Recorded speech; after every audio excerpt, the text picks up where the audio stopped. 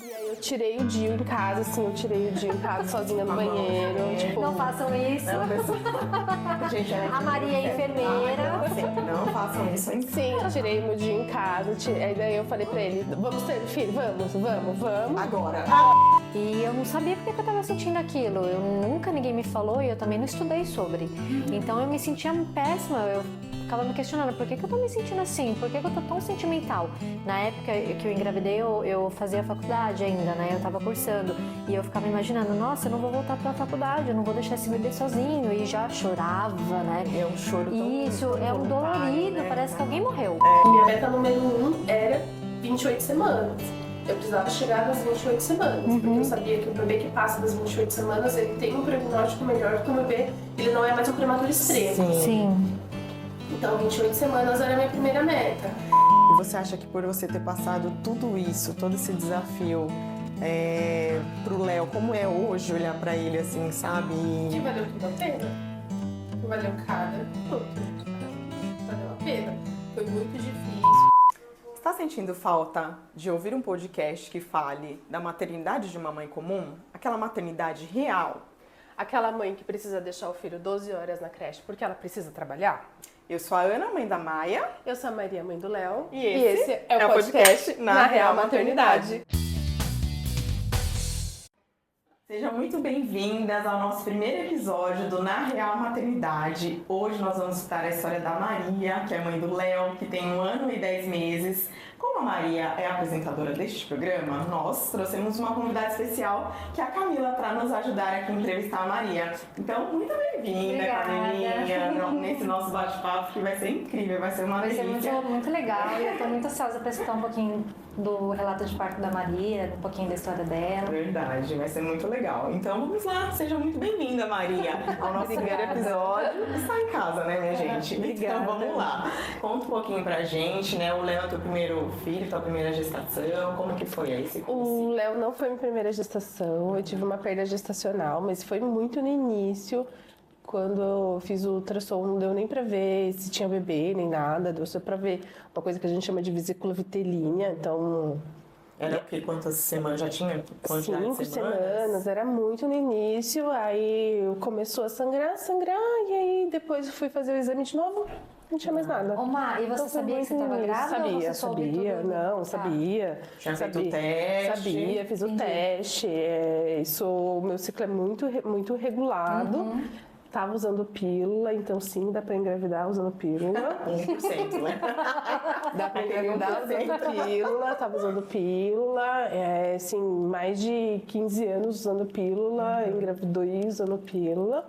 Mas tava muito, E você tomava muito, bonitinho, assim, sem... Nessa época eu não sei, porque foi a época que eu tava casando, então eu não sei o que tava acontecendo. Não dá nem pra lembrar, né? Não, mas sim, dá pra engravidar usando pílula. Então, 100%. Tem aquela...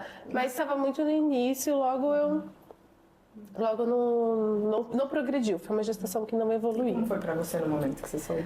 Olha, foi tranquilo pra mim, porque eu não tava esperando, acho que não deu tempo nem de processar, porque eu não tava esperando, aí eu descobri, logo em seguida já não tinha mais nada, então não deu nem tempo, eu não tava na expectativa de ter filhos, eu não tinha nem certeza se eu queria ter filhos. Você já estava casada? Eu tinha acabado de casar, então eu não tinha nem certeza se eu queria ter filhos, porque a gente decidiu ter filhos bem pra frente, então não necessariamente, apesar de eu ser enfermeira obstetra, trabalhar com gestantes, trabalhar com isso, não necessariamente a gente quer ter filhos, então não tinha essa ideia, a ideia foi surgindo com o tempo mesmo, com o amadurecimento de que... E sempre conversando com meu esposo, porque ele também não queria ter filhos, e sempre conversando com ele, falando, e aí, vamos ter... Eu casei com 30. Então, perguntando pra ele, vamos ter, não vamos ter, vamos ter, não vamos ter. Aí eu falei pra ele, a gente sempre diálogo, que é sempre o mais importante, mantendo o diálogo. E eu falei, olha, até 35 anos eu preciso decidir, nós precisamos decidir. Porque... Como você já sabe, né, essa questão como ela é da área, né, do tempo, né? Da qualidade ali dos óvulos e tudo mais. Qualidade dos óvulos, probabilidade de engravidar, chance da gestação ter algum problema, porque riscos gestacionais inerentes à mãe, riscos gestacionais inerentes ao feto. Então, sempre conversando com ele. Pô, até 35 anos a gente decide se sim ou se não. Não depois disso, não vem me falar que você quer porque acabou. Não, acabou o tempo. A gente precisa fazer. É que a gente não conversa muito, acho que vale até um episódio só sobre isso, de planejamento reprodutivo. A gente não pensa nisso, a gente não escuta sobre isso, porque as nossas mães tiveram filhos muito novos. Muito. A minha mãe me teve com 19 anos. Sim, então, é verdade. A minha mãe também foi 20 anos. Ela é 20 anos mais velha que eu, né? Foi com 20 anos. Exatamente, todo mundo nessa A gente não se conversava sobre isso, mas hoje a gente quer estudar, trabalhar, isso acaba levando um tempo. Mas o planejamento reprodutivo, você fala no sentido da gente, sei lá, ter uma consciência e já trocar ali com o cônjuge, de olha, igual você fez até tanto... A gente sabe que 35 anos, a gente nasce com os nossos óvulos, e até 35 anos a gente sabe que a ciência mostra que ali é a média, que ainda de que tá tudo bem e que temos boas quantidades de folículos, que é o que a gente chama, os óvulos que estão dentro do ovário. Então a gente tem boas quantidades de. Então a maior chance da gente engravidar é até essa fase. Engravida depois. Engravida depois. Mas aí vão surgindo dificuldades. Tem mulheres que têm dificuldades antes? Tem, mas é uma média populacional. Sim. Então eu já tinha conversado com ele isso. Falei, eu tenho este prazo. Nós vamos querer, não vamos querer. E aí, primeiro ano de casado, loucura, eu tive essa perda, aí foi tipo... Um susto ali, aí daí a gente até questionou, será que somos férteis? Será que não somos férteis? Aí a gente falou, vamos investigar isso agora? A gente falou, não, a gente não quer agora, então tá tudo bem, deixa pra depois. E aí a gente fez uma viagem em janeiro de 2020, o ano do apocalipse. Você casou que ano? 2018. 2018, 30 anos. 30. Né? Aí 2020. Em janeiro de 2020 a gente fez uma viagem que a gente queria muito fazer. A gente foi pro Chile. E aí, foi Chile em 2020? Não, foi Peru. Foi Peru. Foi Peru. A gente foi pro Peru, que era tipo a viagem dos meus sonhos, conhecer Machu Picchu, que é uma das 7 maravilhas do mundo, assim. Era o sonho da minha vida adulta. Eu tive o meu sonho de infância. Sim, a gente, Eu tinha meu sonho de infância, que era conhecer a Disney. Acho que todas nós, millennials, temos esse sonho de conhecer, conheci. Mas meu sonho da vida adulta era conhecer uma das 7 maravilhas do mundo, que no caso eu queria muito conhecer Machu Picchu. Que é incrível, né? É assim, a energia... É uma maravilha do mundo, né? E é uma energia surreal, assim, surreal. Os guias, pelo menos os guias que eu peguei, são peruanos, então eles trazem muitas tradições, até um negócio que eles usavam assim pra gente cheirar, pra poder melhorar as questões de altitude, são muito questões dos povos de lá, dos povos nativos. Então foi uma viagem incrível, e aí eu falei pra ele, e aí? Vamos ou não vamos ter filho? Ele ali falou, naquela então, viagem. Na viagem. A gente faz o filho aqui, já era algo assim, né? Já essa vibe aqui. Então, aí daí ele falou, vamos, quando a gente voltar, a gente vamos tentar. Eu falei, então, beleza, então vamos tentar ter o nosso bebê. 2020, antes dessa viagem, deixa eu fazer o background. Em 2020, eu fui diagnosticada com um mioma bem grande, que eu precisei fazer uma cirurgia uterina para poder fazer a retirada desse mioma. Esse mioma não estava bem no útero, ele estava num negocinho do lado que chama ligamento redondo, mas eu precisei fazer a retirada desse mioma, que ele tinha 13 centímetros de diâmetro, então mais ou menos do tamanho desse círculo, assim, bem grande. Bem grande. Fiz a retirada dele e eu precisava, se eu quisesse engravidar, eu precisava ficar pelo menos 1 ano e meio a 2 anos sem engravidar. E essa cirurgia foi então em 2019? Foi em 2020. Foi em 2020. A tua viagem foi quando? Foi em 2020. Então a cirurgia foi um pouco antes da viagem? Não, a foi cirurgia depois. foi... Peraí, me perdi no contexto. Na data, né? Você lembra quando foi a data da viagem? A viagem foi em janeiro, não, é isso. A viagem foi em janeiro, a gente viajou. Tô tentando lembrar todas as datas para colocar em ordem. A viagem foi em janeiro, a gente viajou, a gente decidiu que a gente ia ter. Aí, não foi nada disso. Peraí, foi pro Chile que eu fui. Eu tô tentando lembrar. Tá tentando lembrar se foi Peru ou Chile? É que também já passa o tempo, a gente vai esquecendo. Não, foi depois de mãe, né? Depois de mãe, a memória já era. A pessoa, aumentando a memória. 2020 eu fui pro Chile. Tá.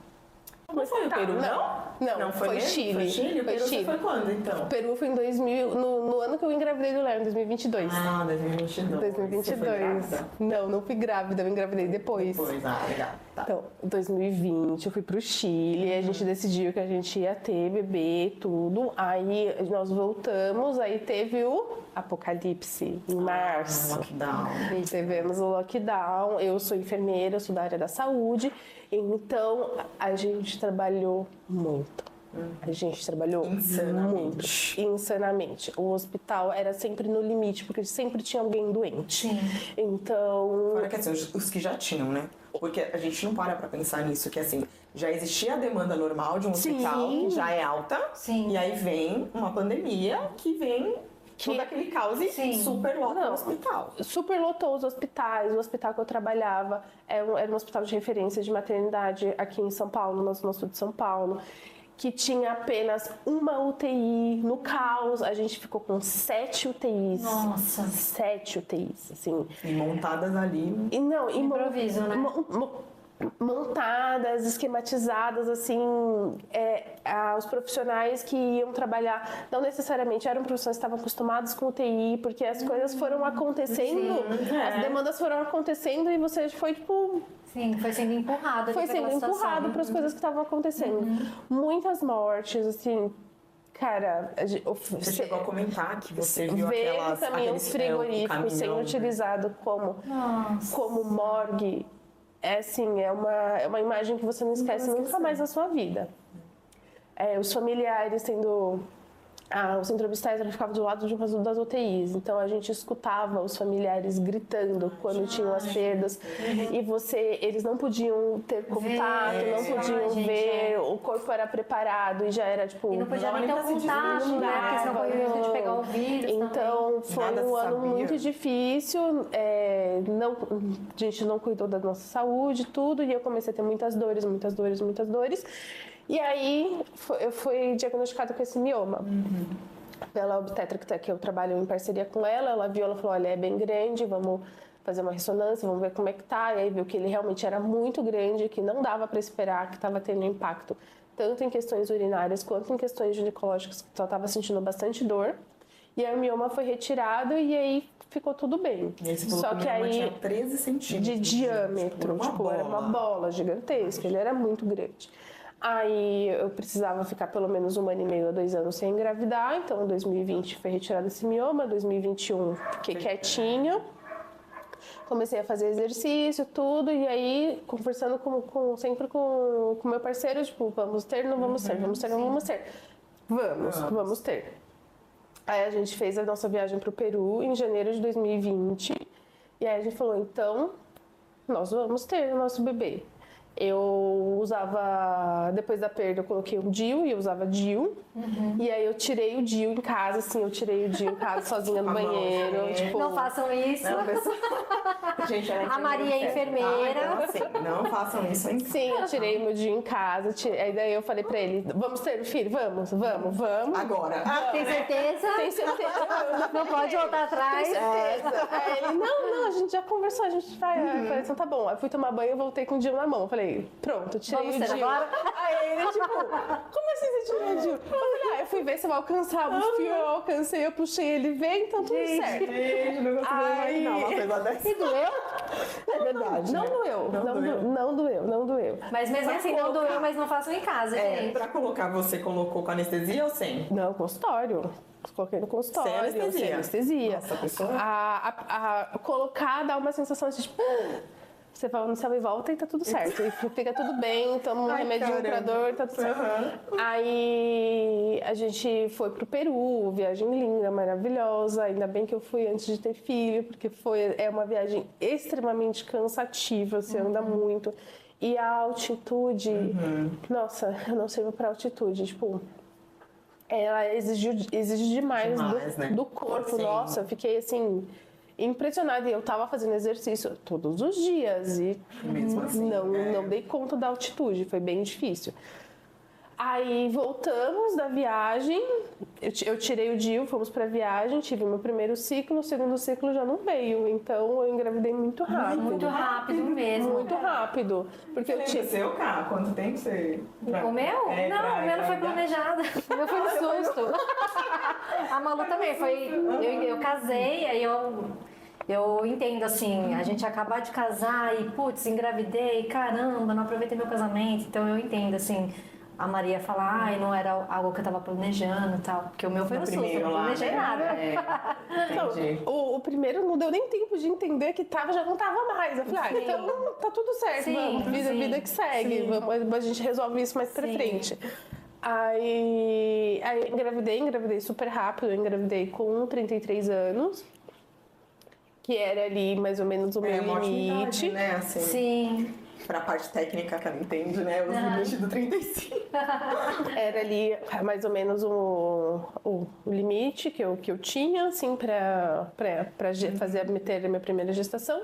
Aí eu engravidei e o início da gestação foi tranquilo, apenas enjoos, mal-estar, nada demais, sim. Aí as coisas começaram a acontecer. Ficar um pouco diferente. As coisas começaram a... Esperei o primeiro trimestre passar, como eu tive essa perda, esperei o primeiro trimestre passar para contar para todo mundo da minha família. Então só você e o Felipe sabia? Só eu, o Felipe, a médica e a minha colega de trabalho. Que eu divido o trabalho com uma outra enfermeira, ela também sabia, porque se por acaso eu passasse mal... Esses 3 primeiros meses a gente fala, né? Se eu passasse mal, se eu não conseguisse fazer alguma coisa, se eu precisasse que ela me substituísse, eu não queria ficar tipo, me substituindo mentindo pra ela, ela sabia. Então, você ficou com essa coisa de, eu vou realmente esperar os 3 meses... Porque aí veio essa lembrança da perda, assim, Acho que não, acho que eu esperaria de qualquer forma. Não veio, porque você falou que foi, assim, tranquilo nesse sentido, né? Eu esperaria de qualquer forma, porque os 3 primeiros meses são os meses muito cruciais. As primeiras 12 semanas são muito cruciais, pode acontecer diversas coisas. Então... Acho que por saber tanto, eu preferi não envolver mais expectativas e sentimentos de ninguém, lidar só com os meus. Eu lembro que quando eu engravidei, a médica falou isso pra mim, olha, espera até o 3º mês pra você avisar a família, que agora é muito arriscado. É muito recente, é muita coisa que pode acontecer. Né? A gente já quer dar notícia pra todo mundo, né? É que aí a gente nunca espera que vai acontecer nada, mas eu vejo as coisas acontecendo, então gera a expectativa da família também. Então você tem que lidar com a sua frustração de não ter ido pra frente, tem que lidar com a frustração do outro também. Verdade. Ou às vezes até escuta coisas, né, desagradáveis, assim, sei lá, talvez você só queira estar ali com a tua dor, né, por exemplo, se acontecer, mas aí vem alguém e fala, né, e às vezes você não quer aquilo também. Então... Eu não queria lidar com mais ninguém a não ser comigo mesma e com os sentimentos que fossem desenvolvidos ali, então não falei pra ninguém. Aí passou o primeiro trimestre, aí eu avisei minha família, a família do meu esposo, todo mundo ficou super feliz, tudo, primeiro neto dos 2 lados e tal. Também um choque quando eu descobri que ele era menino, não achei. Você achou que a sua expectativa era uma menina? Você também, a vida toda. Eu também pensei que era uma menina. E aí eu me sentia assim, caramba, você é uma péssima mãe, já tô errando o sexo. Eu já não... Porque tem aquela coisa de falar, eu tô sentindo, né? Não. Da mãe. Eu era o contrário, eu achei muito que era uma menino. E o Jeff sempre falou, vai ser a minha princesinha, vai ser a minha princesinha. Eu, não, vai ser um menino, vai ser um menino. E aí era uma menina. Não, também, né? Você sente. Eu senti nada. A sensação tava quebrada aqui, senti nada. Só sei que eu tomei um choque quando eu descobri que era menino, mas conversei com diversas... Não engulam, conversem com as amigas de vocês. Não entendi. Não engulam, de você, tipo, não, é o que o Deus quiser. A gente tem as nossas expectativas. No fundo sempre sim. A gente tem no fundo as nossas sempre tem. expectativas. Sim. Então eu tinha essa expectativa. Então, o que eu fiz? Conversei com todas as mães de menino que são minhas amigas. Eu tenho várias amigas que são mães de menino. E aí elas foram falando as experiências. Essa minha colega de trabalho, ela tem um menino de 22 anos. Ela falou, você vai ver que vai ser a coisa mais incrível do mundo ter o seu menino. E aí você vai entendendo e construindo esse sentimento. Porque o amor não muda, né? Não, assim, não é gente, nem questão de mudar o amor. São as expectativas que você cria na sua cabeça, as ideias que você cria na sua cabeça. Mas o Léo Gente, é lindo aquele menino, meu muito Deus. demais, muito demais. A simpatia que a mãe e o pai não têm, ele tem. Então, você cria essas expectativas, você cria essas... Mas aí, não, aí eu fui conversando tudo e a gente chegou no nome, o nome... tem sempre essa... E o nome dele aqui, né? Tem a plaquinha dele aqui, é só Léo, não é Leonardo, não né? É Porque a gente vê isso de... Não é. Sim. O nome dele é Léo. Aí eu achei o máximo Sim. isso, né? Sim. É um nome fácil. O nome dele é Léo. É porque se Léo. fosse Leonardo também todo mundo Ia chamar chamaria ele de Léo, a gente já pôs Léo logo. O nome dele, a gente chegou numa lista de 3 nomes que a gente ficou decidindo qual que seria. A gente tinha critérios de que eu queria um nome curto, um nome fácil de escrever, um nome que ele não tivesse que ficar explicando toda vez. Olha, com Y, com X, W. É Theo, mas é Theo com TH. Eu queria um nome que ele não fosse explicar toda vez. Meu nome é Maria, eu não tenho que explicar nenhuma vez como é que escreve o nome. O nome do pai é Felipe, ele não tem que explicar nenhuma vez a Felipe forma. às vezes tem, né? Dependendo, Mas a maioria né? das vezes não. A maioria das vezes não. Às vezes você já vai ali, não é? No normal que a gente conhece, né? Diferente. Mas eu tenho uma amiga que o marido é Felipe e aí a outra mesmo é Felipe, né? Então, Quando às vezes rola que isso. não são nomes que fogem muito, Sim. mas tipo Theo, Natália, são nomes que já vai Tem um H, fugindo. tem- H, não tem H. É verdade. Você acaba fugindo. Eu não queria isso. Então a gente criou um nome curto. E aí o Felipe veio com o nome das tartarugas ninjas. É daí que vem Leonardo. Eu falei, Leonardo não, Léo, porque eu queria um nome curto. Aí ficou Léo, e aí a gente decidiu o nome dele, e até que rápido, no segundo trimestre a gente estava decidido o nome dele. Aí as coisas começaram a ficar caóticas no segundo trimestre, que normalmente é o trimestre que você se sente melhor, que os enjoos passaram, que o cabelo que a fica comida fica lindo, linda, assim, que a sua barriga não tá tão grande, pele. mas ela começa a aparecer, então você parece uma gestante, realmente. Não fiquei assim. No ultrassom no morfológico de segundo trimestre foi visto um pequeno afunilamento do colo uterino, que é o colo uterino que sustenta a gestação dentro do útero. E foi visto um afunilamento nesse colo. Então, eu fiz com 21 semanas.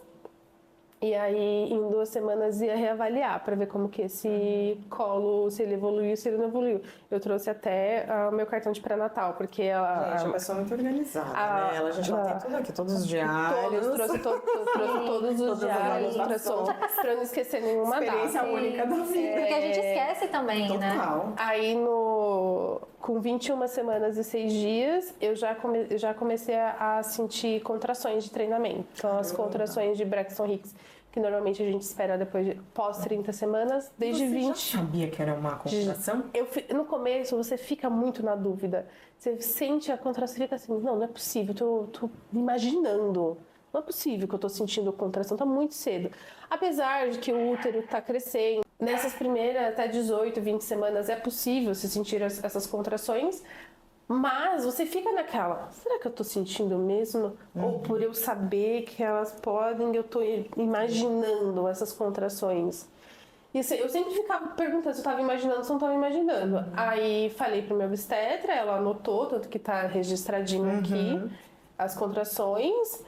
E eu estava sentindo estava tendo a percepção desse funil. Então, com 2 semanas, a gente ia reavaliar. Aí, com 23 semanas e 6 dias, eu tive meu primeiro trabalho de parto prematuro. Eu estava em casa, comecei a sentir umas dores. Eu falei, não é possível que eu tô sentindo contração. parei assim, aí vinha a dor, eu falei, não tô sentindo contração, não é possível, tá acontecendo. Você estava na sua casa, estava trabalhando? Tava em casa. Tava sozinha? Tava sozinha, eu falei, não é possível. Aí eu tomei um remédio, que normalmente a gente indica para os pacientes tomarem, tomei o remédio e fui deitar. Falei, não tô sentindo isso, porque você não quer acreditar que você tá sentindo. Sim, você fica em negação, né? Você fica tipo, não é possível que eu tô sentindo, não tô sentindo. Sim. Tomei o remédio e fui deitar. Aí eu acordei de uma contração. Nossa. Tive uma contração e eu acordei dela. Falei, não é coisa da minha cabeça, eu tô sentindo mesmo. Aí meu marido tinha chegado do trabalho, falei pra ele. Aí ele falou, por que você não me avisou antes? Eu falei assim, porque eu achei que eu tava imaginando. Quando você sabe toda a parte técnica aí do que você vive, né? Eu achei que eu tava imaginando. Aí avisei a minha obstetra e a gente foi pro hospital.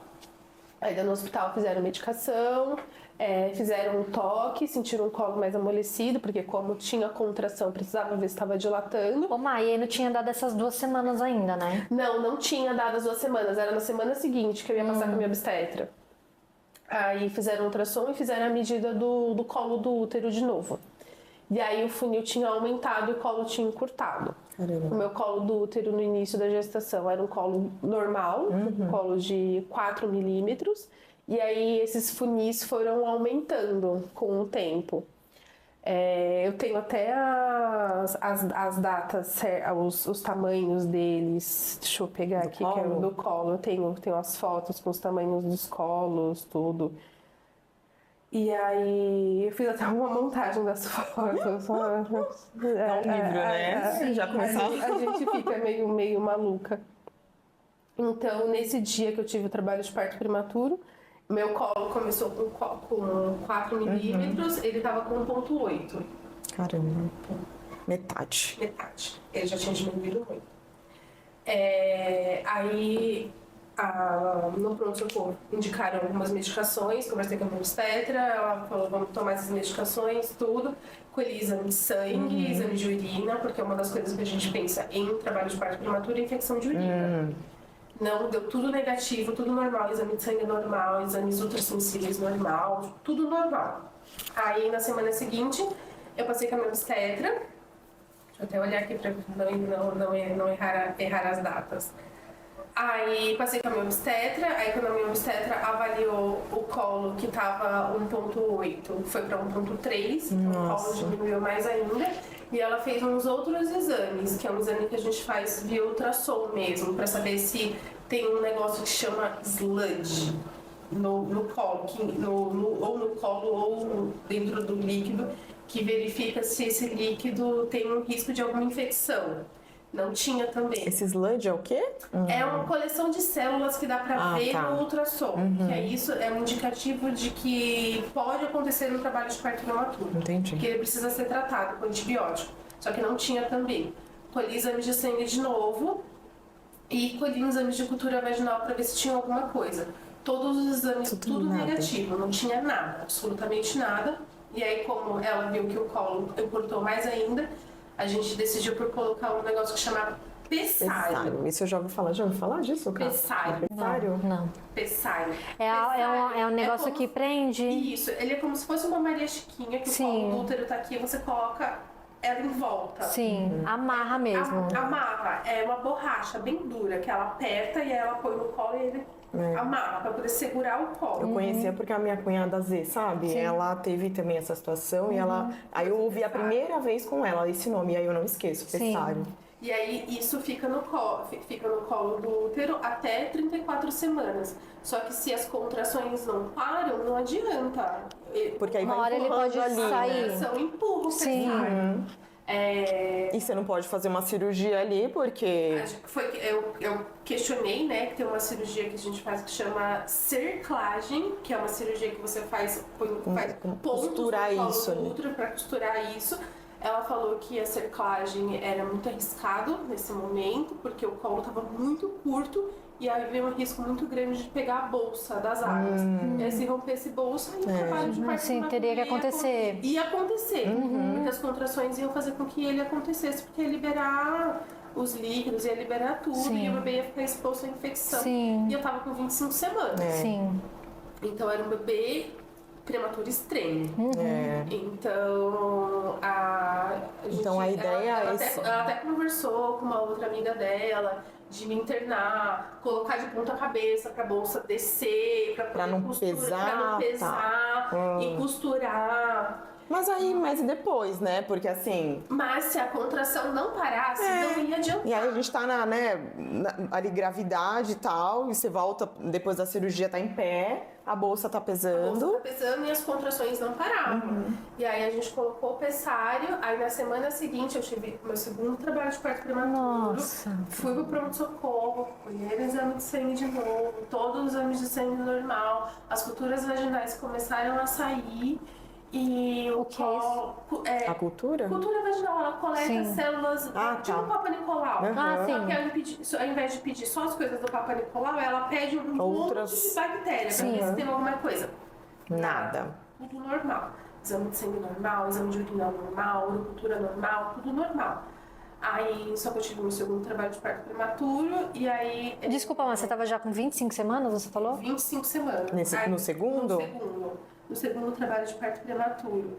Aí eu passei com ela nessa mesma semana que eu tive o trabalho de parto prematuro, tava com 25 semanas e 6 dias, meu colo tinha 9 milímetros. Nossa, diminuiu muito mais. Menos de um. Deixa eu deixar até aqui. Ele era menos do que isso aqui. O colo do útero, que a gente espera que ele seja mais ou menos assim. Que é 4 centímetros, né? Você falou, ele foi reduzindo. 0,9 centímetros. Menos de 1 centímetro. Menos de 1 centímetro. E com o pessário estava segurando. E o pessário, medindo com o pessário, dava 0,9 milímetros. Nesse meio tempo, Má, que você já tinha colocado o pessário, você estava tomando alguma medicação para tentar impedir as contrações? Estava tomando medicação para contração uterina. Eu não queria falar só os nomes das medicações, eu preciso tomar em casa. Colocar uma medicação via vaginal, estava colocando também, que é um hormônio para poder fazer com que tenha mais progesterona circulante. Tava tomando uma outra medicação para que as contrações não acontecer, tentar diminuir o ritmo ali. Não acontecer. E aí nessa consulta a minha obstetra falou assim: vamos fazer vários antibióticos de amplo espectro? Eu falei assim, mas não tem nenhuma infecção. Ela falou, não tem, mas...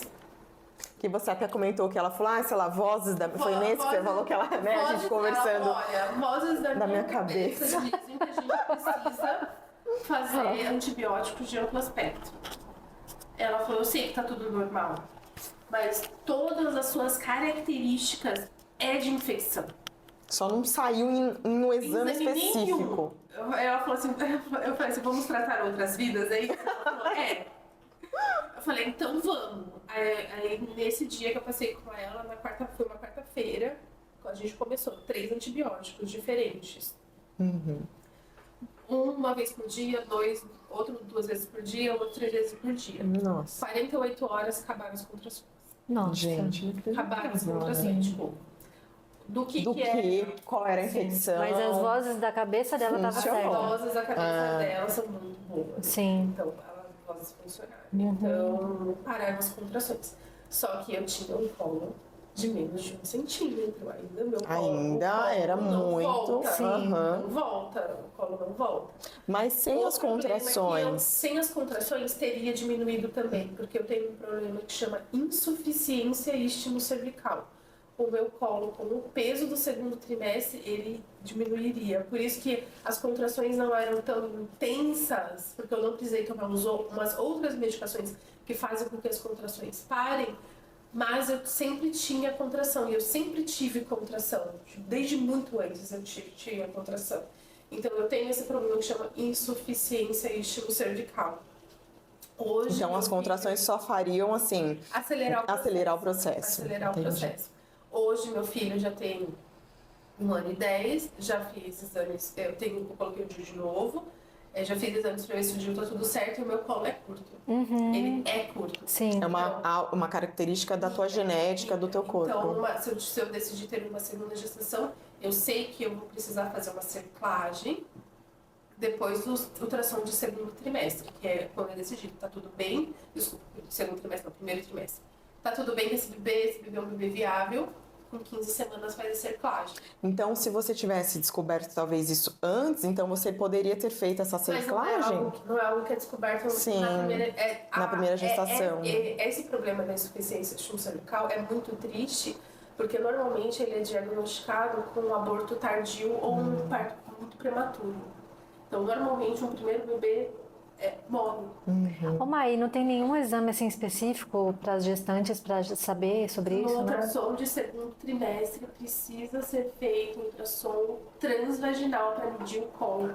Mas no primeiro no não, segundo assim, não trimestre. existe algo que protocolar Porque você pode o fazer. colo diminui com o peso da gestação e o peso vai aumentar. Só no É, porque eu fiz um exame transvaginal quando eu descobri que estava grávida, depois não foi mais transvaginal. No segundo trimestre é feita uma medida de colo via Sim, transvaginal. eu não fiz esse É exame. transabdominal, Sim. mas a medida do colo mais com acurácia melhor é transvaginal. Sim. Para você ver a medida desse colo. Sim, interessante. E isso precisa ser feito. Normalmente, uma primeira gestação é perdida. Sim, sim. Porque, tanto que tem alguns Instagrams falando de insuficiência cervical. Conheci algumas pessoas Sim. que tiveram insuficiência cervical, que tiveram 2, 3 perdas de bebês, de partos prematuros ou abortos tardios. Sim. Porque as linhas de corte são de 20 a 22 semanas.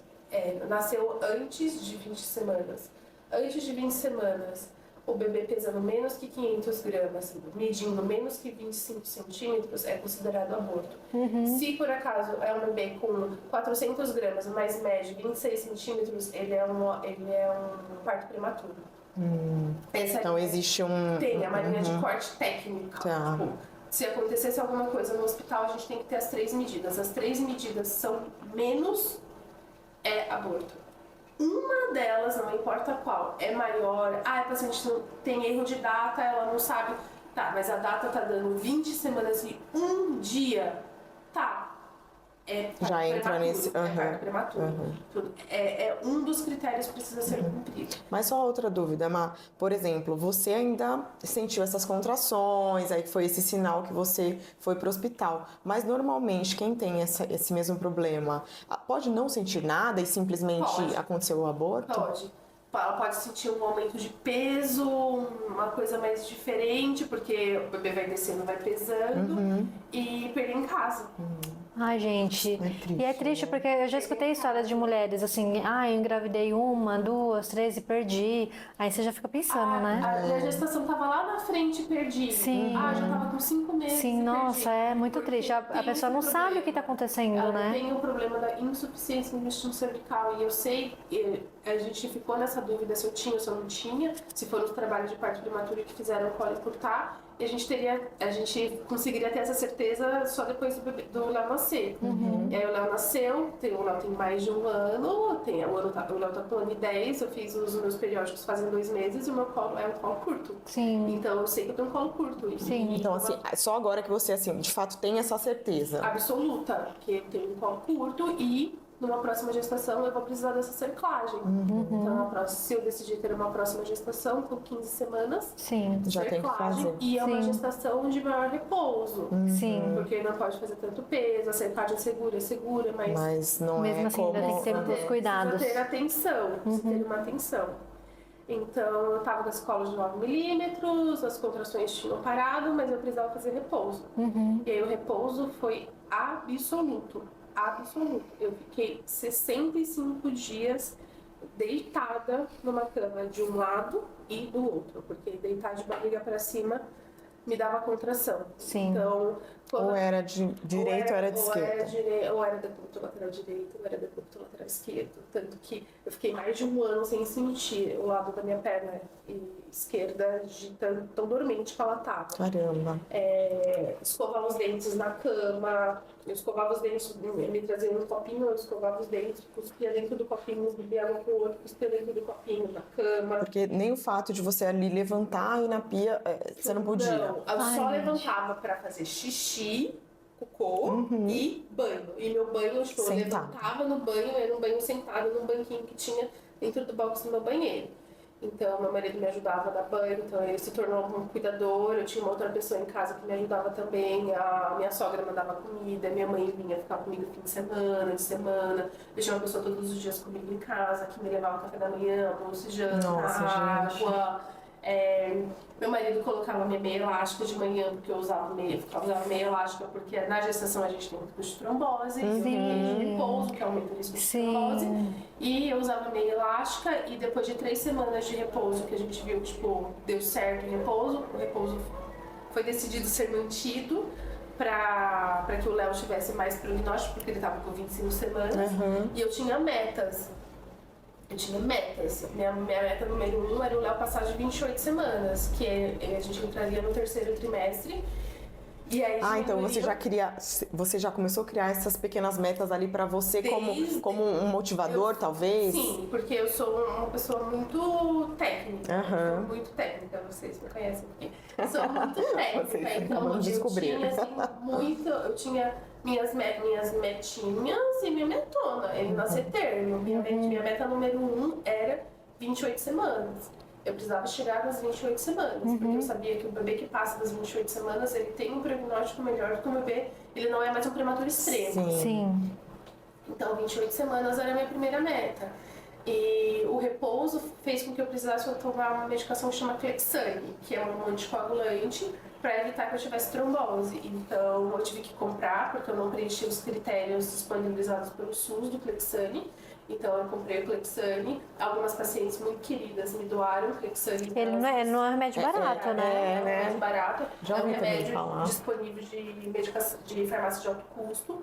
Então, ele é um remédio caro, com um investimento de mais de R$1.000 para 30 dias. Então, tive algumas pacientes que me doaram parte das medicações e eu sem trabalhar, sou autônoma. Verdade. Aí, minha primeira meta era 28 semanas. Minha segunda meta era vencer a carência do plano. Ai, meu Deus do céu. Porque eu tinha feito uma upgrade no meu plano e meu plano ia vencer com 30 semanas. O bebê nasce por volta de 37, 38, 39. Você já tinha uma margem ali, eu tinha né? uma margem de 2 meses, mas eu resolvi vencer antes. Então, minha segunda meta era vencer a carência do plano. E eu tenho tudo anotadinho aqui. Eu fiz uma tabela de registros desde julho. Gente, a pessoa Toda é muito organizadinha. Gente, olha isso, Camila. Toda organizadinha. Olha isso, gente. A pessoa é muito organizada. E que letra linda, né? Linda, né? E aí eu tinha... Tudo começou em julho, né? Então, eu passei na consulta com a minha obstetra no dia 13 de julho, eu tava com 25 semanas e 6 dias. A minha anotação começou no dia anterior, no dia 12, que eu comecei já a tomar a homeopatia. Então, tomei a homeopatia, tomei os antibióticos. Aí começou, dia 13, que foi o dia que eu passei com ela, tá aqui, deu um antibiótico. E tinha os horários dos antibióticos que eu tomava e eu tinha todas as semanas. Então, eu sempre escrevia em todos os lugares aqui, mais um dia. Mais um dia do Léo na barriga era menos... Porque tá aqui, a Má trouxe esse quadrinho aqui pra nós, né? E aí a Ká tinha perguntado, o que é esse mais um dia, né? Aí ela, calma, eu vou explicar pra vocês. Mais um dia. Ai, que lindo. E aí eu sempre, todos os dias que eu vencia o dia, eu falava mais um dia. E quem fez esse bordado foi uma paraibana maravilhosa, feito pela Fran, ela é maravilhosa, assim. Então eu sempre falava, mais um dia, mais um dia. Nossa. E eu tinha as minhas metas. Realmente, né? Em todas as folhas Todos os meses, eu tinha, escrito mais um dia. Nossa, eu fico arrepiada Eu de fico ouvir emocionada. falando isso, porque você, passando uma situação assim, você se agarrou, né, em algo assim de, não, tá bom, vou colocar uma pequena meta. A gente estava até falando disso, né, Kai, esses dias de, muitas vezes a gente pensar nas metas grandes, né, e sempre no objetivo maior, e você entendendo que o teu objetivo era o teu filho, que é tua meta maior, era naquele momento, você ainda colocou na tua cabeça de forma racional, não, 28 semanas, né, então isso foi um baita de motivador, porque você focou ali mais um dia, como você colocou, em mais uma etapa, Mais um dia. né? E não só deixando No talvez a grande, né? cabeça se perder de, puta, 37 semanas, 38 Sim, semanas. sim. Então, Porque lindo quando você isso, coloca um né? negócio muito longe, você fala assim, mas eu não vou chegar. Sim. Eu não A vou expectativa Sim, tá é uma muito meta inatingível, alta, né? Então, aí eu coloquei na minha cabeça, então, tá. Primeira coisa, tá escrito aqui, ó, dia 8 de agosto, da carência. Da carência. Então, Ai, mas admirável, né, cara? minha meta Admirável, era, tipo, gente. 28 semanas, tá? Eu quero que ele saia da prematuridade extrema. Beleza. Aí eu dei um do Clexane, tá aqui também, todos os dias que eu tomei Clexane. E aí eu tinha 28 semanas, fim da carência, 30 semanas. E diminuir mais os riscos ainda. 32 semanas que a gente não ia precisar fazer. Porque a carência era 30 semanas, né? Você falou? A carência era 29 semanas. 29, é quase 30 ali. 4 dias, quase 30 semanas. Era na semana que eu completava 30 semanas. Aí eu tinha. Eu tinha eu separei por várias metinhas, eu até escrevi no meu Instagram, todas as minhas metinhas. E como eu fui escrevendo, eu fiz terapia nessa época, eu nunca tinha feito terapia na vida. Fiz terapia. E Você fazia ali online, né? fazia Porque tava em casa fazia e tal. online. Acupuntura eu fazia em casa, as meninas iam em casa pra fazer, precisei fazer infusão de ferro, as minhas amigas que são enfermeiras foram em casa. Sim. Eu tenho fotos, tipo, fazendo infusão de ferro, ele amarrado com um saco saco de lixo, tipo, Então, as minhas amigas foram em casa fazer infusão de ferro. A minha irmã e minha mãe que foram comprar o Clexane. Eu estava fazendo controle de glicemia, todos os dias eu fazia controle de glicemia, porque no ultrassom o Léo estava muito grande, tinha muito líquido. Como eu não saí de casa para fazer a curva glicêmica que a gente faz por volta de 4 semanas, o Léo já apresentava características de que ele ia ser um bebê grande. Os meus controles estavam tudo bem, tudo normal, e o Léo continuava grande, então... e muito líquido, então a gente decidiu entrar com insulina, então tá até aqui. Que aí você foi uma diabética gestacional. Fui uma diabética gestacional com insulina. A alimentação estava toda controlada, mas mesmo assim eu não podia fazer atividade física, então a gente entrou com insulina, comecei com insulina à noite, até as doses das insulinas, conforme eu ia modificando, eu ia mudando e aumentando. Eu usava insulina à noite e a partir de um certo período eu comecei a usar insulina pós-refeição também. E você fazia aquele controle de furar os dedinhos 6 vezes por dia? A gente pede para os pacientes fazerem 4 vezes por dia. Eu fiz 4 também, né? Eu Eu fazia 4, porque aí eu acho que por conta da insulina. Sim. Eu fazia Eu não cheguei. pré-pós. Você não chegou a tomar, né, a insulina? Não, só o controle. só o né, igual controle. eu. Então eu fiz controle por dieta, fazia 4 vezes por dia. Depois, quando eu entrei com a insulina, comecei a fazer o controle 6 vezes por dia. E daí eu ia revisando os dias pares do lado direito, dias ímpares do lado esquerdo. É isso, né? Pra eu furar e furar minha barriga também, porque eu fazia o Clexane na barriga e fazia insulina na perna ou no braço. Então eu sempre ia revisando Furada os lados. toda, né? Assim. Tem ideia de que eu tô furando desse lado, tô furando desse lado. Sim. Pra eu conseguir ir revezando. É porque eu lembro que pra mim eu falava, eu não tenho nem onde furar. E eram só 4 vezes, imagina você. 6 vezes ainda o restante. E aí eu ia revezando. Então, separei as minhas metinhas. Então, 28 semanas, saí da prematuridade. 30 semanas, venci a carência. Chegamos às 30 semanas, diminui o risco. Chegamos nas 32 semanas, o Léo não vai precisar mais de algumas medicações que um bebê prematuro extremo precisa. Porque até isso eu falei, não. A gente faz uma coisa nos bebês que se chama sulfatação, para neuroproteção fetal. Isso é tipo ultra mega específico, só de quem é na área da obstetrícia que acaba tendo mais contato com isso. E normalmente quando a gente faz neuroproteção fetal de um bebê prematuro, quando a gente chega no pronto-socorro, ninguém sabe o protocolo direito. Então eu li todo o protocolo de prematuridade, eu estava com ele na ponta da língua, de qual que era a dosagem que eu ia precisar para fazer a neuroproteção fetal do Léo. Então eu também pensei nisso. Não sei se minha obstetra sabe disso. Agora vai saber. Se ela assistir, ela Então eu tava com a neuroproteção fetal do Léo na ponta da língua, pra não errasse a neuroproteção fetal dele. E aí... Má, você acha que a tua bagagem, né, técnica, profissional, te ajudou nesse fato de você viver tudo isso, assim? Me ajudou porque eu percebi antes as coisas, eu segui o tratamento da ponta da risca, porque eu sabia que a maior sucesso seria eu seguir o tratamento. E eu colocava sempre na minha cabeça, mais um dia dele na barriga, menos 3 dias de UTI. Mais um dia dele na barriga, menos 3 dias de Porque UTI. você já sabia até, né, o pós ali, né, como seria e tal. E por pior que seja, minha obstetra sempre foi muito sincera, muito clara com a gente. A pediatra dele, eu já conheço a pediatra dele, já conhecia, então ela foi sempre muito séria com a gente. Ela falou, menos de 32 semanas a gente vai em 2 pediatras, você sabe que a gente vai precisar entubar, que ele vai ter um risco maior de precisar ir para UTI, de ficar entubado por mais tempo.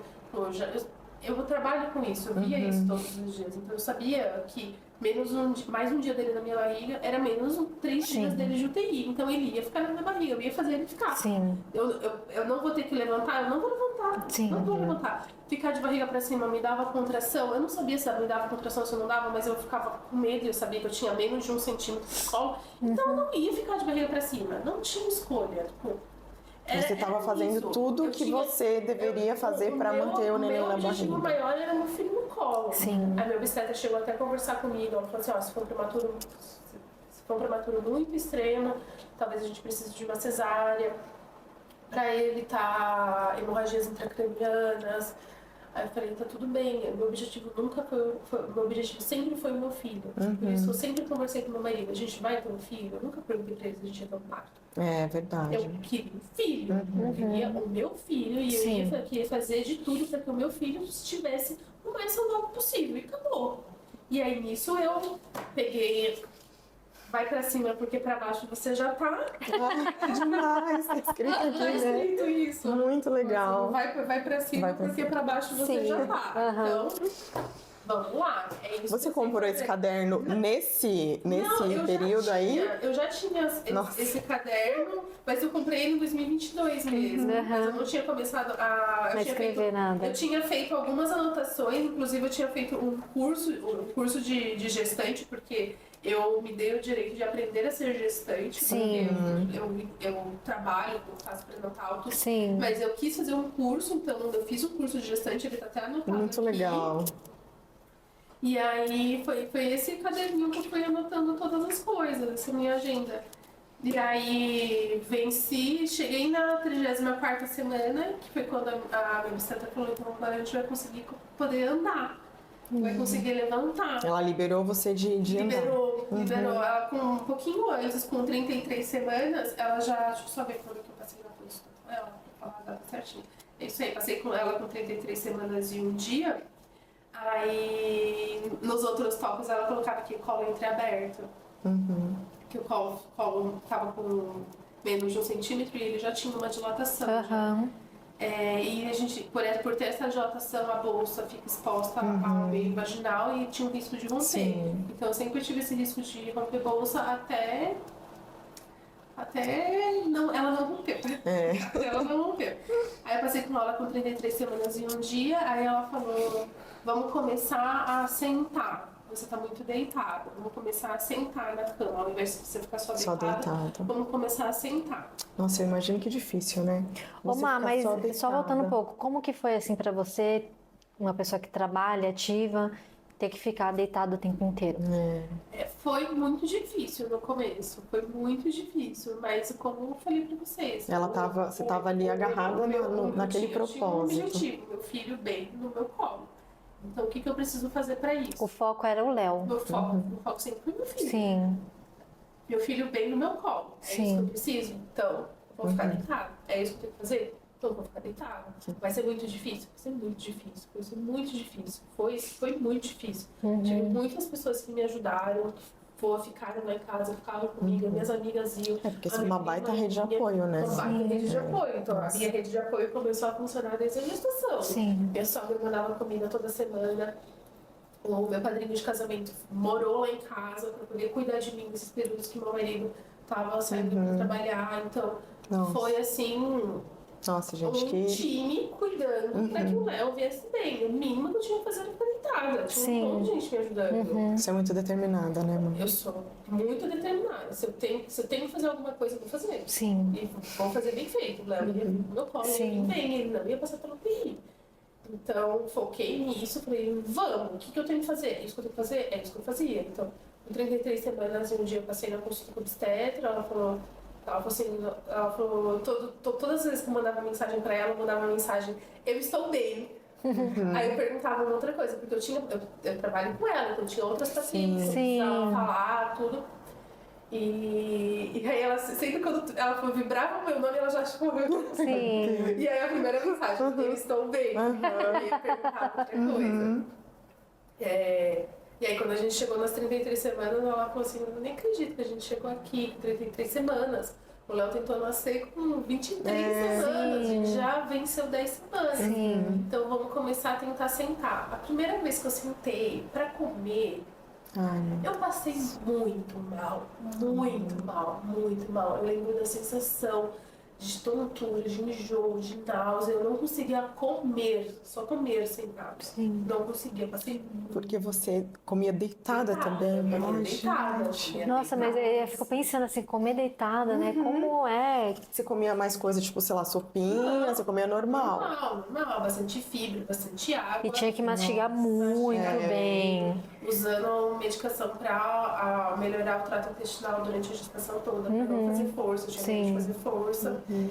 Então eu comia deitadinha, então eu fazia os cálculos. Então eu vou ficar 2 horas para esse lado, que café da manhã eu consigo comer com essa mão, então a hora do almoço eu vou ficar para esse lado. Ainda tem disso, tinha que ser de lado, né? Para eu conseguir comer deitada, para eu conseguir estar para esse lado. E aí eu ia revisando, tinha almofadas para colocar na minha perna, com várias coisas. Almofada para minha barriga. Você falou de força, me lembrou, né? Bem pessoal, mas assim, você tinha medo de, por exemplo, fazer o cocô? Tinha. Porque eu imagino, né? Porque você sabe que o negócio ali tá tão fininho. Eu tomava várias coisas e a minha alimentação foi... Tanto que um mito é diabético gestacional não tá fazendo dieta direito. Mito. Diabetes gestacional é resistência insulínica. Resistência insulínica é algo ali da pessoa, né, Mado? Tanto que quando o Léo nasceu, eu pesava 1 quilo a menos do que quando eu engravidei. Porque você emagreceu muito durante a minha gestação, muito, mas eu também perdi muita massa magra. Tanto que quando eu levantei, a minha perna estava muito fraca, meu corpo estava muito fraco, estava sentindo fraqueza do corpo todo. Primeira vez que eu fui comer sentada, eu não consegui comer, eu tive espinéia, tive falta de ar, eu ficava tipo... Aí eu falei assim, eu não quero mais comer, tipo, eu deitei de novo e dormi, assim, apaguei. Nossa. Aí... No dia seguinte, a gente tomou uma vacina durante a gestação, a DTPA. Eu não tinha tomado. A DTPA a gente toma até por volta de 28 semanas, 30, mas eu não tomei, eu tava de repouso. Então eu fui tomar com 34 semanas a DTPA. Eu não consegui subir a rampa no posto. Não consegui andar. Porque você ficou tanto tempo deitada que assim, teu corpo desaprendeu, né? Eu perdi muito músculo, então eu não consegui, trouxeram uma cadeira de rodas pra eu conseguir chegar até lá pra conseguir tomar a vacina. E aí você se questiona, tipo, será que eu vou conseguir ter um parto normal? O parto normal exige muito do corpo. E eu falei, eu tô sem força nenhuma. Eu falei, não, tira isso da cabeça, eu vou conseguir. Cheguei até aqui, eu vou conseguir. Eu vou conseguir. Só vai virar uma cirurgia se tiver que ser pelo bem do Léo. Mas se não, se depender só de mim, eu vou me exercitar pra a gente chegar ali. Porque você tinha uma preferência, você queria um parto normal, que é o que você já vive ali, né? Vaginal. Eu queria um parto vaginal, sim. O objetivo número 1 era esse, né? Sempre a saúde do Léo em primeiro lugar. Então eu não consegui andar para tomar a vacina. Passei na semana seguinte no meu obstetra de novo, a gente tirou o pressário. A gente achou que eu fosse entrar em trabalho de parto. Logo que tirasse, né? Porque acho que já aquela expectativa. Só que não entrei em trabalho de parto, nada aconteceu. E o Léo, grande, o Léo sempre foi grande. A gente acompanha o bebê numa curva de crescimento que vai do P0 até o P99. O Léo sempre foi 98. Ô, Má, e assim, a gente precisa fazer as ultrações, né? Como que você fez nesse período, a ultração? A minha obstetra fazia ultrassom. Ela ia na sua... No consultório. Ah, no consultório. Eu ia pro consultório, tanto que nessa época foi quando a gente comprou um carro, porque eu tinha que ir, eu ia deitada no carro. entendi. Carro. Seu marido o quê? Te pegava no colo? Eu Como que você fazia? Eu tipo, levantava, ia pro elevador, o carro já tava lá me esperando embaixo. Aí eu descia até o carro, eu deitava no carro e ia pro consultório, eu levantava e já sentava. Chegava lá Só e nesse sentava. período Era mesmo. Só esses passinhos que eu dava. E eu ia deitada no carro, nem sentada, eu ia deitada. Tanto que a primeira vez que eu deitei no carro, eu olhei assim, eu falei, tem uma mancha no teto. Aí ele falou assim, só você deitar. Só observar outros ângulos, né? Então, eu ia deitada para as consultas, na consulta ela fazia ultrassom. E o Léo sempre muito líquido e grande. Que são as características de diabetes gestacional, apesar dos meus controles sempre estarem bons. Aí foi aí que a gente entrou com uma outra insulina, que é uma insulina pós-refeição também, para ver se controlava. Tive hemorroida, porque uma das coisas que a gente pensou aqui, como eu não, a pelve não foi sentindo o aumento do peso, de repente o peso aumentou, deu uma compressão, então eu tive hemorroida, tive que tratar isso também. Mas a hemorroida foi depois que você tirou aí o pessário. Depois que eu tirei o pessário. Porque aí assim, né, aliviava, porque já pensou, né, você ali que já tinha o medo do cocô normal, imagina. Não, foi depois que eu levantei e tirei o pessário. Aí, tipo, meu pai... Mas comecei a... que eu vi aqui a medicação que eu tomei, que eu até escrevi aqui, hemorroida, mais uma coisa. Mas comecei a tomar medicação e passar pomada pra ver se melhorava. Fiz inclusive a acupuntura pra ver se melhorava, melhorou muito. E comecei desde 34 semanas, vou fazer exercício pra melhor posicionar o Léo todos os dias. Todos os dias, 2 vezes por dia fazer exercício. Todos os dias, de manhã e à noite, fazer exercício de manhã à noite, de manhã à noite. Uma baita determinação, né? Pra que eu conseguisse voltar a ter força, pra eu conseguisse ter força. Tanto que meu marido, depois, ele falou que ele tinha falado com a enfermeira que trabalha comigo hoje, que a gente sempre trabalhou juntos, e que foi a minha parteira. Ele falou, eu não sei se ela vai conseguir. E tinha essa dúvida de que por eu não ter força, não tipo, que eu não ia conseguir, por eu não ter força. Tipo, Sim, física, força física. Física, tipo, a minha Como perna, perdeu muita massa muscular? perdi muita massa. Minha perna era tipo uma mole. gelatina. Tipo, eu perdi muita massa muscular. Sim. Você chegou a fazer fisioterapia? Eu fisioterapia pélvica, não. Não, pra ajudar assim eu fazia nessa. em casa mesmo. Aí você fazia em casa. Fazia os exercícios fisioterápicos motores mesmo. Eu já praticava yoga antes de engravidar, então depois que eu pude voltar, voltei para minha prática de yoga para eu ter equilíbrio do corpo, equilíbrio da mente, espírito, pra eu conseguir. Só que como a glicemia estava controlada, mas como o Léo não parava de crescer, a gente tinha um limite de 37 semanas. Então, pro Léo, porque no normal, assim, né, só você vai explicar melhor pra nós, uma diabética gestacional, até 40 semanas dá pra... Uma diabética gestacional controlada com dieta. Com dieta. Como você era insulina, não podia ser nem às 40, tinha que ser menos. Se com a insulina controlou até 39 semanas. Se não controlou, 37, 38, dependendo de como que tá ficando. Entendi. Aí, como o Léo apresentava características de que ela não estava controlada, sempre muito líquido, a gente espera que o líquido amniótico esteja até 18 milímetros, o meu era 22, então... E o Léo sempre muito grande, então o Léo nasceu com 37 semanas, com 3,675. Bem grande. Bem grande para 37 semanas. Sim. Então, passei com a minha obstetra. A gente fez um processo que chama de descolamento de membranas para tentar com que ocorressem as contrações. Tive contração, tive um domingo que eu achei que eu fosse entrar em trabalho de parto, que foi o domingo antes de eu internar, que foi dia 25 de setembro, domingo antes de eu internar. Tive bastante contração, que eu falei, ó, agora vai. Agora vai. Aí já dá aquela felicidade, né? Vai pegar. Tive bastante contração, mas parou. Aí passei com ela de novo, aí ela falou, não, então a gente vai internar. para fazer a indução de parto. A indução com medicação mesmo. A primeira indução como... Com os comprimidos já? Isso, com comprimido.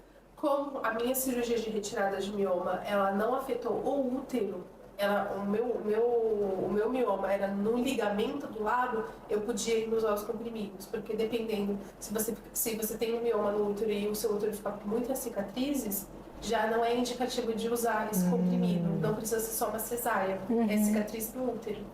Mas a minha cicatriz não era no útero, então eu pude usar os comprimidos. Aí eu falei, então, a gente vai internar hoje, que era de 37. Eu falei, tá tudo bem, a gente consegue esperar um pouco. Ela falou, não, dá pra gente esperar. Eu falei assim, então vamos esperar porque eu quero votar domingo. Votar é muito importante pra mim. Votar? Votar, isso. Votar. É? 22 de... O 2022 foi o ano que eu falei, vai ser muito importante votar. Então, eu vou votar domingo e eu venho pra cá. Ela falou, tudo bem, então volta e vem. Aí eu fui, votei e fui internar no hospital. Aí a minha indução começou 3 horas da tarde, colocou um comprimido. E desde o primeiro comprimido as contrações já... A milhão. A milhão. Eu tava com 1 centímetro, colocou o comprimido, ficou com 2 centímetros. Como que foi pra você na hora que você sentiu, nossa, realmente, agora tá contraindo e tal? Você sentiu muita dor? Ou qual que era o teu sentimento ali na hora? A dor não me incomodava. A dor da contração nunca me incomodou. Mas eu tinha uma dor na minha perna, que era do lado da onde eu tirei o meu mioma, que a gente acha que tem alguma cicatriz.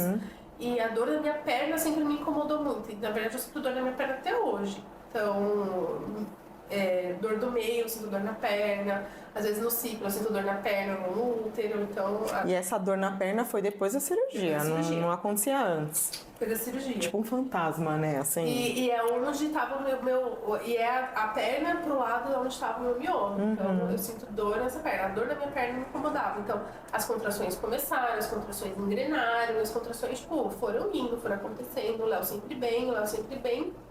E aí, quando a gente foi... Elas vieram pra me avaliar para colocar o segundo comprimido, mantinha 2 centímetros, só que eu tinha muita contração. E aí elas conversando assim, falaram assim, colocar o segundo comprimido pelo colo sim, mas tem muita contração. Aí a minha parteira, Ana Vilma, não, deixa que eu vou examinar ela. Ela me examinou. Te amo, Ana Vilma. Mas eu fui no céu e voltei. Eu saí de 2 centímetros para 6. Nossa. E aí eu saí do corpo. Isso era 11 e pouco da noite. Aí foi pela Partolândia, né? Que a gente fala.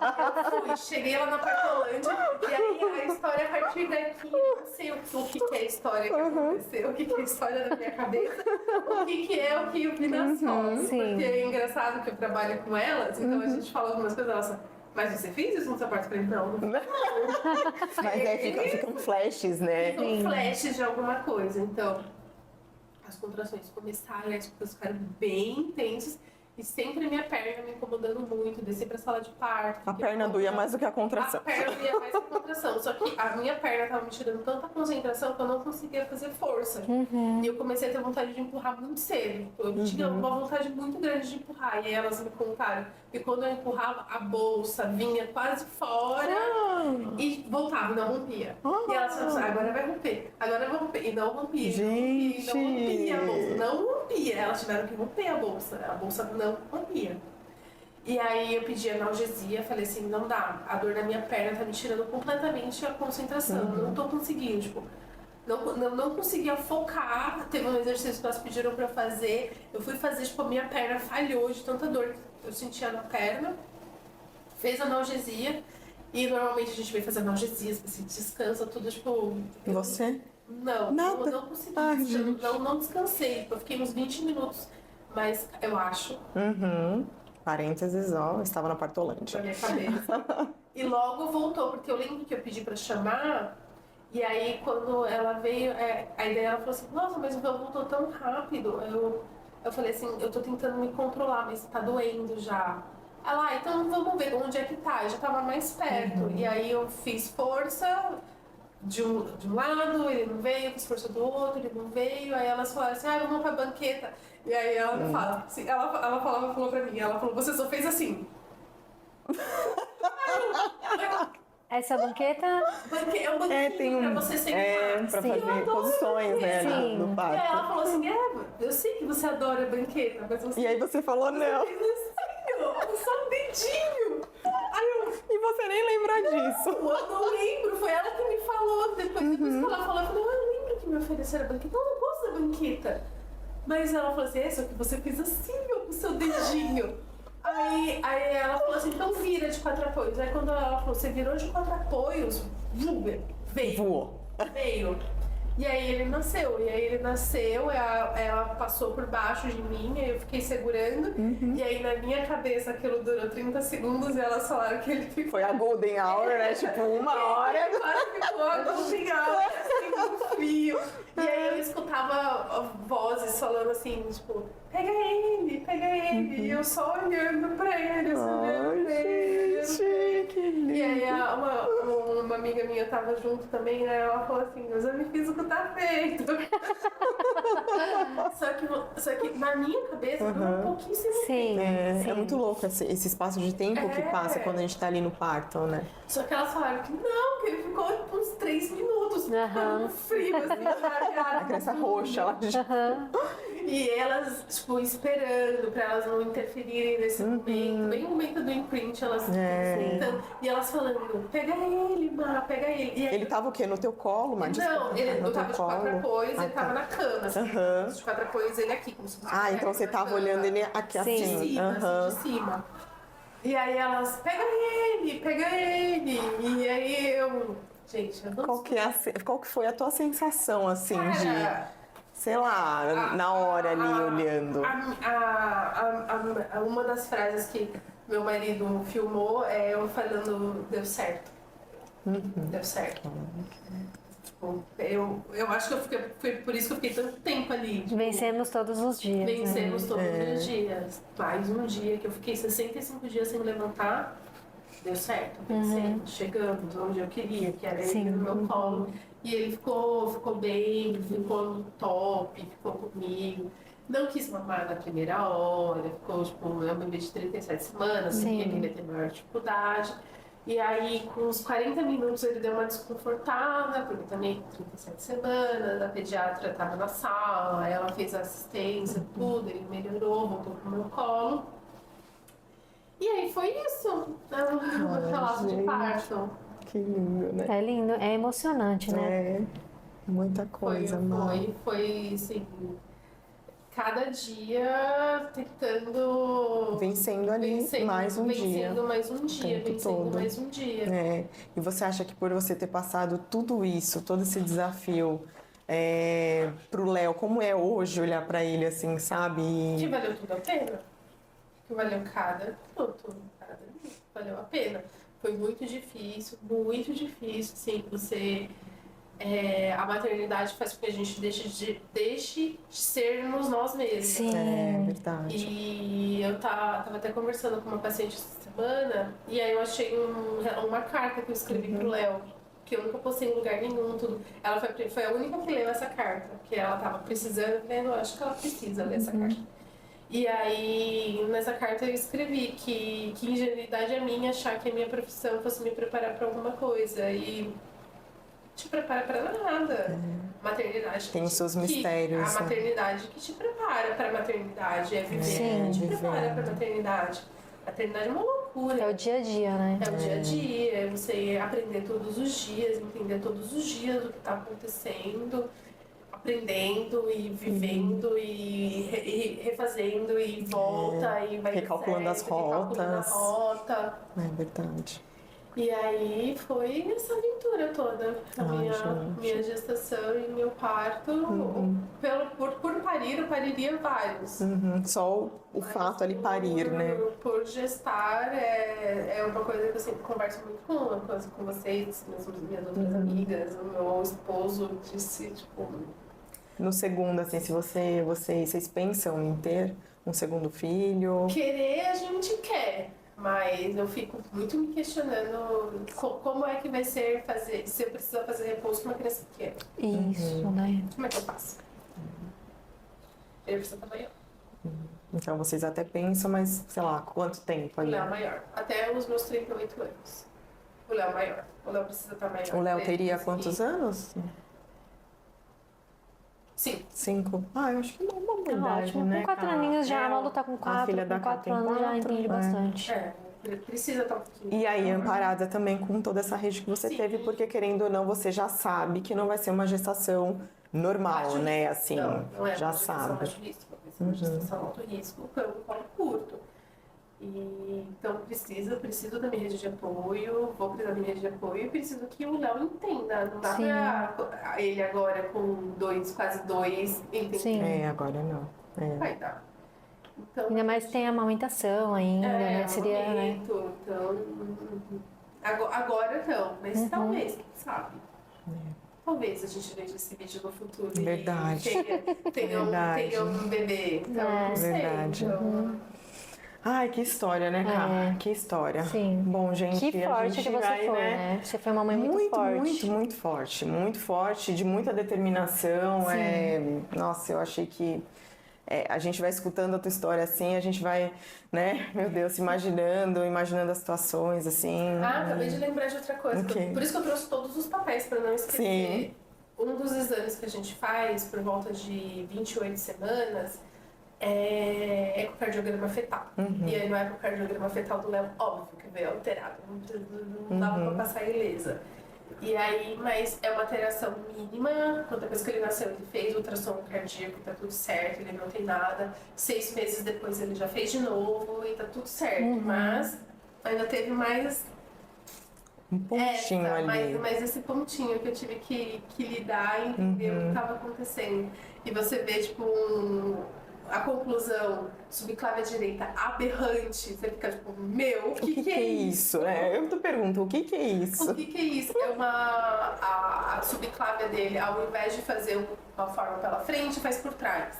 O que ela me explicou é que pode ser que a maioria da população tenha isso e só hoje a gente consiga diagnosticar. Mas durante os ultrassons precisava ver como estava o desenvolvimento de braço dele, que podia ter prejuízo em circulação de braço, tá tudo certo.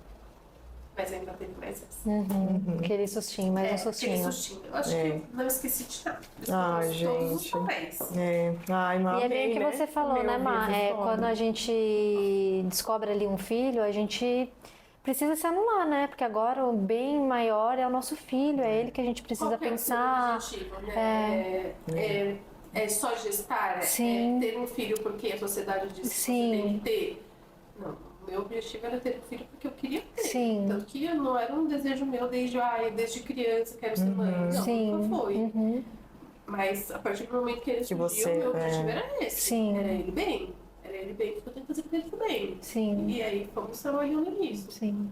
Tanto que quando me perguntam como é que foi seu porpério, foi fichinha, foi de boa. E eu ia perguntar isso, como que foi o porpério? Foi tranquilíssimo. Porpério, amamentação. Todas as provas já aconteceu ali, né? Na gestação, né? Na semana que ele ia nascer, preparei um monte de marmitinhas, então tinha um monte de comida congelada, pronta pra Sim. voar na hora do perrengue, de comida pronta sim. pra comer, Sim. que eu sempre recomendo para os pacientes fazerem, fiz.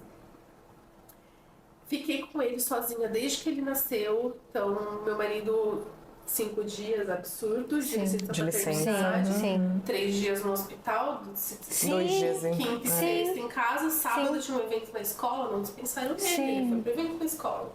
Então fiquei sozinha com o Léo desde o dia 1 em casa Sim. e tipo, foi muito tranquilo.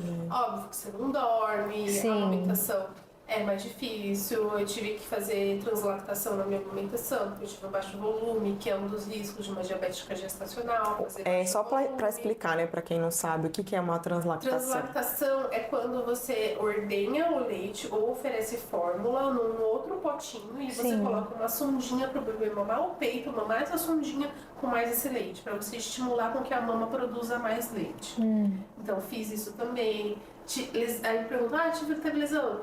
Micro, lesão não foi o problema, foi mais a baixa produção que com a translactação foi estimulando a mama e deu tudo certo. Fui amamento até hoje, não tenho 1,10, amamento até E hoje. super saudável, Foi grandão. 6 meses né? exclusivo, até 1 ano sem nem ter contato com fórmula. Depois de 1 ano, aí eu, tá, tudo bem. Eu mando fórmula, antes mandava leite ordenhado pra escola, agora deixa E não que é um problema, né, Mai? não que Sim, seja um problema, porque você mas, tinha tipo, essa opção. eu tinha essa opção e essa vontade. Então, eu quero ordenhar.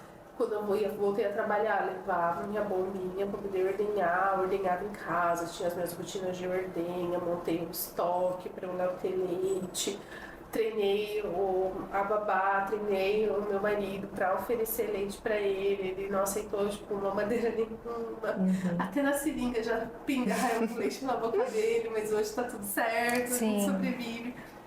Mas os primeiros dias foram difíceis, como é pra todo mundo. A loucura de não dormir, aumentar de 3 em 3 horas, aumentar livre demanda, na verdade, no máximo, umas 3 horas, então a livre demanda. Encontrei a Ana numa dessas, gente, eu encontrei a Má, eu conheci a Má, a Má tava de pijama no condomínio, com os cabelos assim, mas ela não tava nem vendo, ela não tava nem vendo. De todo mundo. Ela só tava ali, né, que ela precisava voltar a trabalhar, né? Ela falou assim, conhece alguma babá? Foi a pergunta dela pra mim, né? Porque já tinha, não lembro quanto tempo já, né, Má? Mas como a Má falou, ela é autônoma, então assim, ela precisa do trabalho dela, né? Não tem, né, pra sustentar ali, então ela precisava trabalhar, né? Mas é aquilo, puerpério é isso, gente, você vê a mãe de coque, né, de pijama, cara, vai lá e abraçar ela. E você teve baby blues? Eu fui lá e abracei. Ela não teve, não né? tive baby blues, foi... Explica pro pessoal o que é baby blues, né? Porque tem gente que não sabe. Baby blues é aquela tristeza choro, que você né, sente, é um choro meio controlado que você sente depois que o bebê nasce. É Mas que super comum, porque são as alterações hormonais que acontecem no corpo. Mas tem um prazo, né, Má? De validade tem um prazo ali e tem umas intensidades. Você começa a ter ideações de fazer alguma coisa com você ou com o bebê, pode ser tanto uma depressão pós-parto ou uma psicose puerperal. Mas o importante é estar acompanhado pelo seu médico ou conversar com alguém da família. Já deixar meio que em alerta. Não estou me sentindo bem, tem alguma coisa que não tá parecendo normal, não tá parecendo só uma alteração hormonal, só uma tristeza do pós-parto. Sim. Não, eu tive, e pra mim foi uma coisa muito louca, assim, porque a Malu nasceu e eu senti aquela angústia, a vontade de chorar. Tinha que dar vacina, tinha que... Ela precisava fazer uns exames e eu escutava aquele choro, me dava aquele desespero, sabe? E eu não sabia porque que eu estava sentindo aquilo. Ninguém me falou e eu também não estudei sobre. Então eu me sentia péssima. Eu ficava me questionando, por que eu tô me sentindo assim? Por que eu tô tão sentimental? Na época que eu engravidei, eu fazia faculdade ainda, né? Eu tava cursando. E eu ficava imaginando, nossa, eu não vou voltar pra faculdade, eu não vou deixar esse bebê sozinho. E já chorava, né? E é um choro tão é um dolorido, né? Parece que alguém morreu. É a sensação que parecia que eu tinha perdido alguém. Vezes é um luto mesmo. E eu lembro que quando a gente chegou em casa, eu sempre fui aquela mãe que falei, não, ela vai dormir no berço, ela não vai dormir aqui com a gente. E eu paguei língua ali no primeiro dia. E eu falei... essa pretensão eu nem tinha. E aí eu falei, não, ela não vai dormir no quarto dela, ela vai ficar comigo, eu não vou deixar ela sozinha em nenhum momento. E aí o Jeff falou assim, amor, então eu vou colocar o colchãozinho aqui e eu vou dormir aqui, tá? Porque eu tô com medo de dormir junto com ela e tal. E aí eu chorei por causa daquilo. Falei, mas meu marido não quer dormir comigo. E chorei escondida dele porque eu tava com vergonha. Por que eu tô chorando? Por que eu tô me sentindo assim? Não é nada. E aí, numa consulta com a pediatra, e aí ela falou assim, olha, você tá sentindo muita vontade de chorar? E aí eu não aguentei, comecei a chorar ali.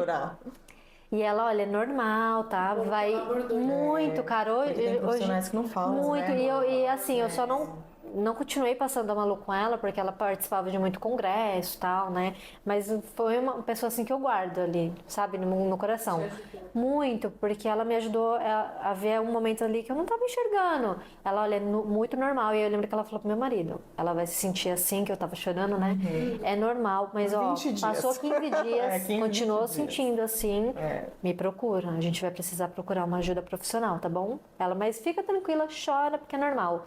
E aí saiu um peso, sabe? verdade. Saiu um peso enorme, porque eu ficava me questionando, por que eu tô assim? Por que eu tô assim? Nossa, eu acho que essa informação deveria estar assim no protocolo, né, da gravídico ali durante a gestação, né? Fica triste, não Assim, eu acho que falar mais disso, né, desses pontos assim, porque não tem, gente, tem que ter. Eu não sabia o que né, tava você não sabe da acontecendo. informação, e aí, se você não sabe, às vezes como que você E às você vezes se vai procurar culpa, estudar? né? E aí você se culpa muito. Eu falo, por que o erro é meu? Por que eu tô me sentindo assim? É verdade. Você acha que, sei lá, o que tá acontecendo comigo? E aí você tem vergonha também de falar. Eu lembro que eu tinha vergonha de falar pro meu marido. Eu chorava Às vezes vem escondido. sei lá, uma impotência ou se sentir fraca, né? Assim, Sim. é muito Ah, louco. sim, não.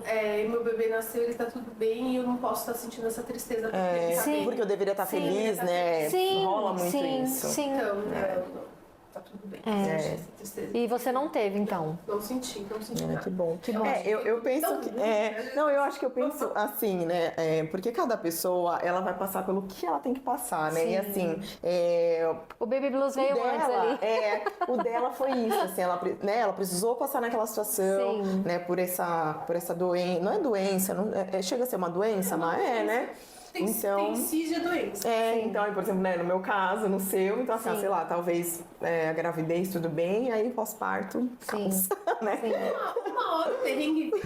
Uma Sim.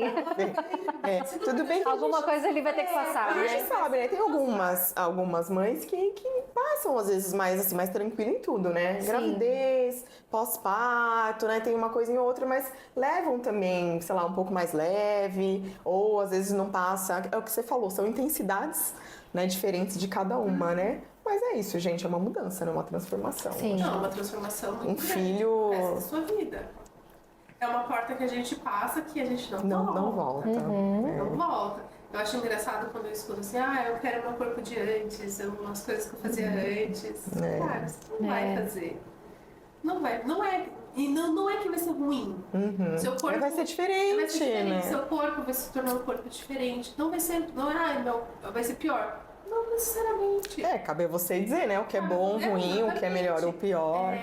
Eu quero fazer as coisas como eu fazia antes. Vai levar um tempo pra você Sim. sair sozinho com seu esposo de novo. Sim. Precisa ter alguém pra cuidar desse bebê. Sim. Você sempre vai procurar um restaurante com espaço kids.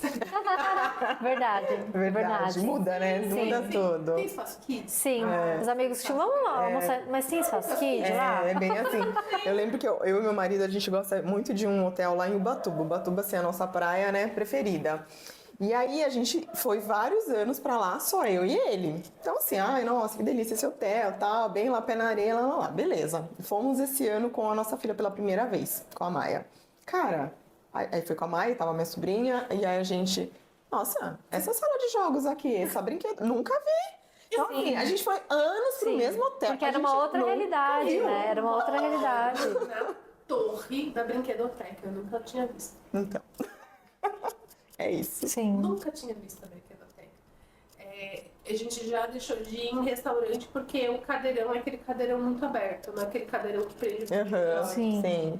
Muda as suas perspectivas e tá Sim. tudo bem, é muito legal. Sim. E eu costumo dizer assim, que bom que muda, porque a gente conhece, não sei, eu pelo menos, de passear mais, de fazer mais coisas que se eu não tivesse filho eu não faria. Exatamente. E não quer dizer que você não vai viajar, já viajei várias vezes. Sim. Dá pra viajar? Sim. Dá mais trabalho? Dá, gente, mas assim, não para, a vida não para, né? Sim. Você só vai modificar algumas coisas, você não, Só você não vai ajustando. deixar de fazer. Pô, não deixa de viajar. Põe ele no canguru e vamos. Sim. Vambora, vamos eu e você. Eu e você, vamos, vai dar certo. Você vai fazer uma modificaçãozinha de pegar uma passagem noturna? Vai, pra criança dormir no avião, dormir no voo. Sim. Você não vai deixar de fazer as Tipo, coisas. você vai abrir mão da visão na janela, porque você gostaria de ver o sol, as nuvens, e claro, ok, vai ser tudo escuro, porque vai estar à noite, mas tudo bem, né? Então... Vai ser melhor porque ele vai dormir, vai conseguir relaxar melhor, vai conseguir dar uma dormida. E tá tudo bem, então a gente faz umas pequenas modificações. Não deixa de ser legal. E meu porpério foi tranquilo, foi bem mais tranquilo do que eu achei que seria, porque foi super perrengue, então eu falei, vai vir muita coisa aí. Então, Foi super tranquilo, eu fiquei sozinha com ele desde o começo. A vida deu o que você realmente ali, né? Deu tua dose certa e aquilo, né? E fiquei sozinha com ele desde que ele nasceu. Eu, mamãe e ele. Ah, que lindo, Má, incrível. Ai, Incrível amei. mesmo. Que linda, muito bom. legal. Bom, temos que agradecer aqui, né? Nossa primeira patrocinadora do programa. Quem é, Má? Jaqueline Adorno Terapia. Aqui, gente. Isso aí, ó. Vocês precisam seguir e conhecer a Jaqueline, que é de São Paulo, né? A gente falou aqui de acupuntura, que a Má falou. Jaqueline fez acupuntura e massagem. Maravilhosa. A minha E a gestação Jaque inteira. destrava tudo. Eu fiz massagem com ela, eu tenho um problema na cervical. E, cara, foi maravilhoso. Foi maravilhoso. É uma mão assim que. Maravilhosa. Tava com a dor no ombro, nossa. Ele me tirou. Ela faz tudo. Você tá com dor, você vem aqui simples assim, né? A Jaque, você deu Não, esse e espaço é o aqui pra nós. E ela assim, você sai daqui sem dor. E o legal da Jaque é que ela vai avaliar o que você está precisando. Então, ela faz acupuntura, ela faz ventosa, ela faz massagem, drenagem. Então, você vai vir aqui, tô com isso. Então, ela vai saber exatamente o que ela vai precisar fazer ali. Eu fiz uma sessão com ela que ela fez tudo na mesma sessão. Porque a pessoa precisava de tudo. Sim. Né? A pessoa estava no estado. A pessoa estava prejudicada.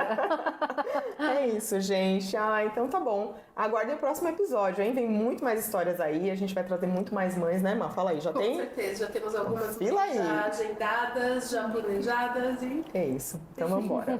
Beijo. Beijo, tchau, tchau.